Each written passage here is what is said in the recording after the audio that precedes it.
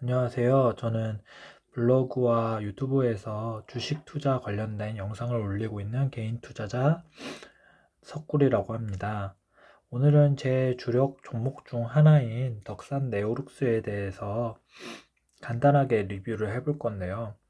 덕산 네오룩스가 최근에 주가가 참 좋지 않죠. 그래서 제 마음도 그렇게 좋진 않은데 일단은 마음을 다시 되잡는 겸 기업 분석도 다시 리뷰할 겸 공부를 해보았습니다. 제가 투자하는 거에 대해서는 앞서 말씀드렸다시피 직정인 투자자는 사실 실적 예측에서 굉장하게 약점이 있다고 생각을 해요. 그래서 리포트가 있는 어, 기업 위주로 투자하는 게 오히려 좋다고 생각을 하고, 그리고 사실 이러한 기술주보다는 소비재가 더 좋다고 생각을 합니다. 왜냐하면 제가 피부로 일반인 입장에서 소비자 입장에서 피부로 느낄 수 있는 부분은 소비재가 더 가깝게 일상에 더 가깝기 때문입니다. 일단 각설하고 이 기술주 중 하나인 덕산 네오룩스에 대해서 설명을 잠깐 드리자면 OLED 디스플레이에 소재를 납품하는 업체입니다.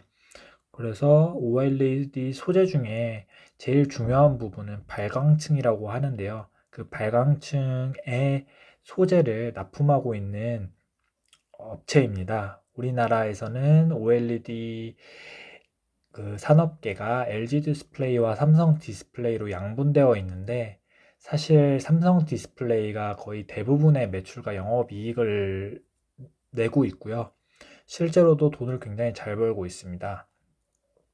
거기에 이제 여러 벤더 중에 하나인데, 이 소재 OLED 소재 산업 특성상 높은 영업이익률을 꾸준히 유지하는데요. 그 유지할 수 있는 이유는 그 지적 재사건으로 많은 소재들의 배합이나 소재 같은 것들을 보호하고 있기 때문입니다. 그래서 이러한 부분이 저는 혜자가 있다고 판단을 했고요. 일단 실적 먼저 말씀드리자면 24년 실적은 2,100억 수준이고요. 영업이익률은 약 20%, 그리고 EPS 기준으로는 한 1,700원 정도 될 것 같습니다. 네. 그리고 25년도 올해 매출은 약 2,800억 정도로 될 것 같고요. 영업이익률은 24%, 그리고 EPS는 2,500원 정도로 컨센서스가 지금 잡혀 있습니다. 요 2,500억은 지금 덕산네오룩스가 25년도에 현대중공업 터보기계에 압축기 부분을 저온 압축기 부분을 인수했는데요. 그 인수된 부분을 제외한 EPS가 2,500원이고요. 그거를 인수한 거를 애드를 했을 때는 2,900원까지 지금 에스티메이트가 되어 있습니다. 참고로 말씀드리자면 2021년도에 덕산 네오룩스가 가장 주가상으로 최고점을 찍었던 가격이 76,000원 수준이고요. 그때의 매출이 1,900억, 영업이익률 27%, EPS가 1,945원 수준이었습니다. 금일 3월 14일 종가로는 28,000원 수준이고요. 25년도 포워드 기준으로는 지금 11.5배 수준을 나타내고 있습니다. 이 회사의 이제 모멘텀이 될 수 있는 부분들을 좀 리뷰를 해보자면요. 삼성 디스플레이가 기존에는 M13 소재를 사용했었는데 그걸 재활용했죠. 근데 이제 갤럭시 S26부터는 M14 소재를 사용할 것으로 예상됩니다. 기존에는 이제 레드 프레임 위주로 납품을 했었는데, 추가적으로 M14 부분부터는 이제 그린 프레임에도 지금 물량을 받아가지고 기존 레드 프레임과 그린 프레임 모두 물량을 받아서 실적이 애드될 것으로 예상됩니다. 두 번째로는 이제 COE라는 기술을 사용하게 되는데요. 디스플레이 트렌드가 지금 얇아지고 저전력을 사용하는 게, 그리고 구부릴 수 있는 게 지금 트렌드입니다. 이러한 모든 요소들을 충족하려면 이 COE라는 기술을 사용해야 되는데요. COE는 기존에는 이제 봉지층이라고 안에 소재를, 디스플레이 소재를 이렇게 보호하는 층이 있는데, 봉지층 안에 컬러 필터가 원래는 들어갔었습니다. 근데 COE라는 거는 이러한 컬러 필터를 봉지층, 방어하고 있는 층, 소재들을 방어하고 있는 층 위에다가 이렇게 올리는 겁니다. 그래서 이 COE라는 기술과 이제 블랙 PDL이라는 기술을 같이 사용을 해야 시너지가 나게 되는데요. 이 블랙 PDL이라는 기술은 우리가 RGB라고 하는 이 디스플레이에 있는 소재, 발광 소재들의 이 간섭을 막아주는 그러한 기술이라고 생각하시면 됩니다. 기술적인 부분은 사실 일반인 투자자 입장에서 이해하기도 쉽지 않고요. 그냥 이 정도로만 알고 계시면 될 것 같고요. 그 다음에 중국 고객사가 지금 COE나 블랙 PDL을 위해서 지금 되게 러브콜이 많다고 합니다. 25년도 EQ부터는 아마 납품할 것으로 예상이 되고요. 지금은 퀄 테스트 중으로 알고 있습니다. 하지만 전 세계에서 블랙 PDL과 COE 이런 경험이 가장 많은 회사가 덕산네록스와 삼성 디스플레이고요. 중국에서 최근에 많이 폴더블 제품들을 많이 내놓고 있는데, 그러한 부분을 봤을 때 수요는 충분하고 기술적인 우월성도 충분히 있는 회사이기 때문에 제 생각엔 퀄 테스트는 무난히 통과하지 않을까. 오히려 중국 업체에서 제발 같이 일해달라고 이렇게 말할 정도로 퀄리티 있는 회사라고 알고 있습니다. 그리고 최근에는 이제 OLED 노트북의 수요가 굉장히 많은데요. 사람들이 OLED 노트북이 무슨 인기가 있느냐 이렇게 얘기를 하시지만, 맥북을 제외한 HP나 델 기업용 제품에서도 지금 OLED 노트북으로 많이 전환이 되고 있고요. 삼성 갤럭시북 같은 경우에는 거의 다 이제 OLED로 다 넘어왔습니다. 그래서 생각보다 제가 생각한 것보다는 노트북 수요도 굉장히 강한 것 같고요. 하지만 제 생각보다 또 수요가 약한 부분이 이제 폴더블. 저는 삼성의 갤럭시 폴드가 6부터는 꽤 완성작이라고 생각을 했는데, 충분히 가벼워졌고 얇아졌다고 생각을 했는데, 매출이 생각보다 높지 않고 오히려 중국에서는 기존 로컬 업체들에 비해 많이 좀 밀리는 걸로 알고 있습니다. 그래서 삼성이 절치부심해서 갤럭시 폴더블 7부터는 Z 폴드 7부터는 좀 잘 만들었으면 좋겠고요. 폴드 SE 제품은 스페셜 에디션으로 최근에 나온 게 있는데 그거 만져봤는데 굉장히 얇고 좋더라고요. 그런 식으로만 좀 내줬으면 좋겠습니다. 그리고 네 번째로는 아까 말씀드린 이제 현대 터보 기계라는 회사를 이제 인수를 했는데요. 사모펀드한테 샀는데 25년도 예상 실적을 보게 되면 약 1,300억의 매출에 순이익이 한 206억 정도 됩니다. 순이익률은 15% 정도 되고요. 이렇게 되면 제 생각에는 이제 영업이익률이 약간 떨어질 수는 있지만 이제 매출의 규모나 이런 게 거의 1.5배 가까이 늘어나는 거기 때문에 실적은 더 좋아질 수 있는 부분이 분명히 있고요. 하지만 이제 영업이익률이 낮아지면 또 시장이 보고 있는 밸류에이션을 똑같이 20배에서 30배 받았었는데 그렇게 줄 수가 없기 때문에 사람들도 다 예상하는 게 15배에서 맥스 25배 요 정도 수준으로 보고 있는 것 같습니다. 그리고 또 다른 모멘텀은 이제 2026년에 출시할 갤럭시 울트라에는 블랙 PDL이 적용이 됩니다. 블랙 PDL 같은 경우에는 아까 말씀드린 것처럼 COE 기술과 찰떡궁합이기 때문에 같이 사용을 해야 되고요. 전 세계 최초로 덕산 네오룩스가 개발을 했습니다. 경험도 제일 많고요. 하지만 지금은 독점은 아니고요. 지금 일본의 몇 개 업체들이 이미 하고 있는 걸로 알고 있습니다. 하지만 기술력이나 퀄리티 측면에서는 가장 뛰어난 걸로 알고 있고, 삼성 디스플레이의 26년도 들어갈 제품도 블랙 PDL을 덕산이로 솔벤더로 낙점한 걸로 알고 있습니다. 리스크 측면에서는 리스크 측면도 당연히 있는데요. 리스크 측면은 생각보다 애플이 AI 시장에서 떨어진다는 거죠.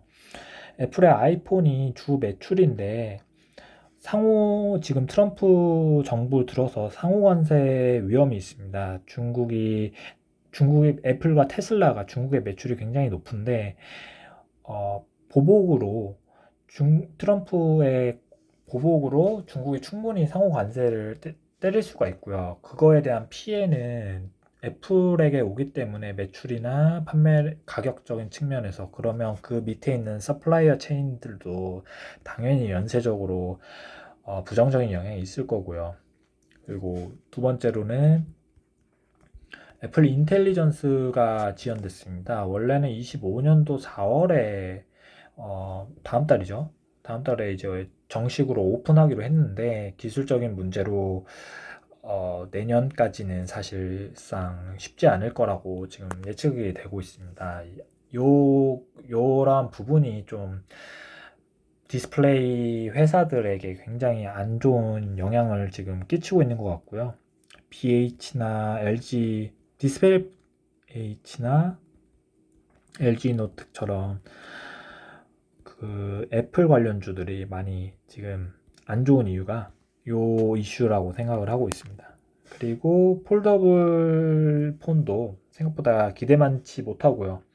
애플이 26년에 폴더블 계획을 픽스를 했는데 그럼에도 불구하고 물량이 지금 확실하지가 않습니다. 이게 가격이 굉장히 많이 올라갈 것으로 생각을 하고, 가격이 올라가면 저번에 아이패드 프로에서 보았듯이 가격이 올라가면 물량이 굉장히 줄어드는 효과가 있기 때문에 지금 이 폴더블 폰도 예전치만한 그런 기대는 없는 것 같습니다.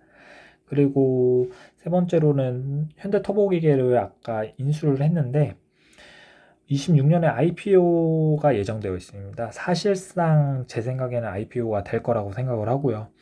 이순 회장이 사재를 30억이나 들여가지고 지금 M&A를 했던 업체입니다. 그렇기 때문에 그 IPO 과정에서 수익을 보려고 사재를 투입한 걸로 저는 생각을 하고 있고요.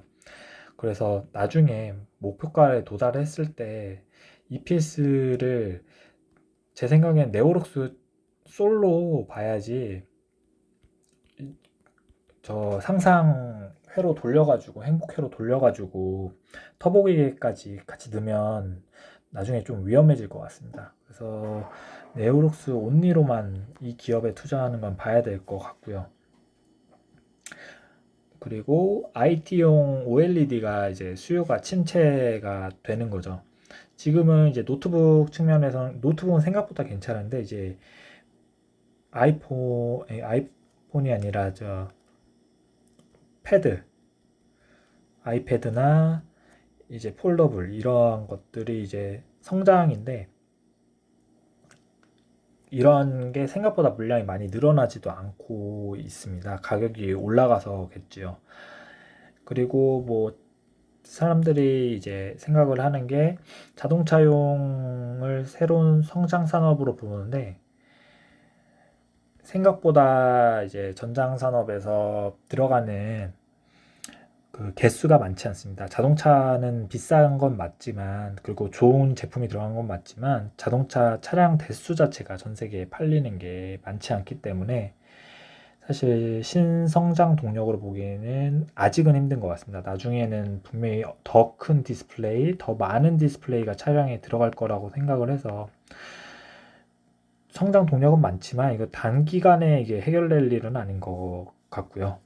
그리고 마지막으로 주주 환원이 굉장히 좀 아쉽습니다. 이전에 이제 나라에서 이제 주주 환원 좀 신경 써라 하니까 이제 25년도에 현금성 자산 증가분 20% 이내로 배당을 하겠다 이렇게 홈페이지에 나와 있는데요. 사실 올해 M&A로 현금으로만 쓰기로 했었는데 이제 550억을 차입을 했고요. 차입해서 M&A를 했고요. 이제 작년에는 덕산 하이메탈에 1,000억 원 수준으로 대여를 했습니다. 이자율은 4.6%고요. 네, 하이메탈은 덕산 네오룩스의 모회사인데요. 하이메탈은 또 덕산 홀딩스라는 회사가 갖고 있습니다. 그 홀딩스는 이수훈 회장이 지배하고 있는 회사고요. 그래서 제 생각에는 더 네오룩스 회사 주주 입장에서는 좀 아쉬운 선택이죠. 그 사실 이자율이 그렇게 크게 높지도 않고 또 이제 현금으로 매수한다고 했다가 이제 차입까지 또 하게 되니까 이제 뭐 이러한 저러한 이유가 있었겠지만 이제 주주 입장에서는 그렇게 좋은 이슈는 아닌 것 같습니다. 네오룩스의 이제 역사를 좀 보게 된다면 중요한 부분은 요 구간이었던 것 같습니다. 이제 OLED가 그때 당시 21년도에는 이제 코로나 붐 때 IT용 OLED가 수요가 폭발을 했고요. IT 기기 OLED가 폭발을 하면서 동시에 블랙 PDL이라는 걸 개발을 해서 전 세계에 독점을 했습니다. 그래서 밸류를 거의 30배 정도 받았었고요. PER 밴드를요. 그리고 그 후에 이제 확대가 지연되고 IT용 수요가 확대가 지연되고 PDL도 생각만치 적용을 안 되다 보니 이제 밸류가 한 20배까지 낮아졌다가 최근에는 한 10배 수준까지도 지금 낮아진 상황입니다. 그래서 제 생각에는 아까 위에서 말씀드린 것처럼 실적이 21년도 최고일 때가 EPS가 1,900원 수준인데 25년도 EPS가 예상 실적이 2,500원 수준입니다. 옛날만치 밸류에이션을 30배까지는 못 받겠지만 뭐 20배는 충분히 받을 수 있다고 생각을 하고요. 왜냐하면 영업이익률이 그래도 20%대는 유지를 하니까요. 예, 차트적으로 보았을 때는 이게 일봉인데 지금은 사실 모든 그 이평선을 깼지요. 사실 60일 저는 이 60일선을 굉장히 중요하게 보는데 대세에서 60일선을 이틀 목요일 날 장대 음봉을 내면서 뺐고요. 근데 이날 제가 확인한 바로는 이제 LG이노텍이나 다른 여타 애플 관련주들이 다 막 6%씩 뺐더라고요.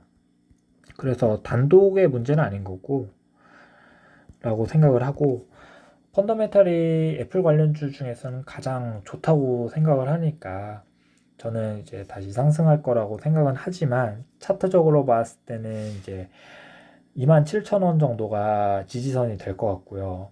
여기서 추가적인 하락은 지금 센티미터가 굉장히 안 좋기 때문에 충분히 나올 수 있다고 생각을 하고 저는 27,000원 이하로 가면 이제 PER이 포워드로 10.7배 수준입니다. 이 정도 수준이면 충분히 매수할 가격이라고 생각을 해서 추가 매수를 단행을 할 거고요. 나중에 이제 제 평단가가 물론 높진 않지만 이제 오게 된다면 이제 스위치를 하는 그런 작업을 할 것 같습니다.